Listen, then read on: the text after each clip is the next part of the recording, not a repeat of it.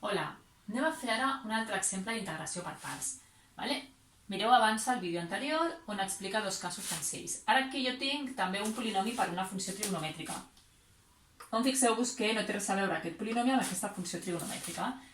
Per tant, si utilitzem per parts, 1 sempre hem dit de posar el polinomi perquè anem rebaixant el grau, excepte de quan tingui un logaritme, que en aquest cas normalment la U s'utilitza el logaritme, o el logaritme que sigui. I d de v sinus de x per d de x. És a dir, tot això ho dividim en 2. D'aquí, recordeu que sempre derivem, i per tant la derivada en aquest cas de x al quadrat és 2x, i aquí integrem, i la integral del sinus és menys el cosinus de x. Apliquem la fórmula, per tant 1 per v menys x al quadrat per el cosinus de x, menys la integral de v diferencial de 1, que menys amb menys aquest queda un més, 2x per el cosinus de x. Per tant, fixeu-vos que teníem una integral, que era aquesta, i ara hem de resoldre aquesta integral, que és una miqueta més fàcil perquè hem rebaixat el grau. Però què passa?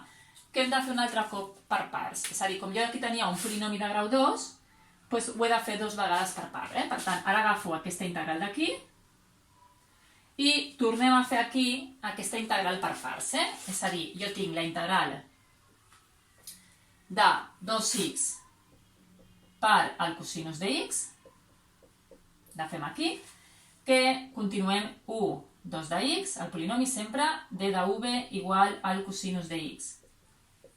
Per tant, la derivada de 1, és a dir, això ho derivem, la derivada de 2x, que és 2, i integrem això d'aquí, i la integral de v, la integral del cosinus és el sinus de x.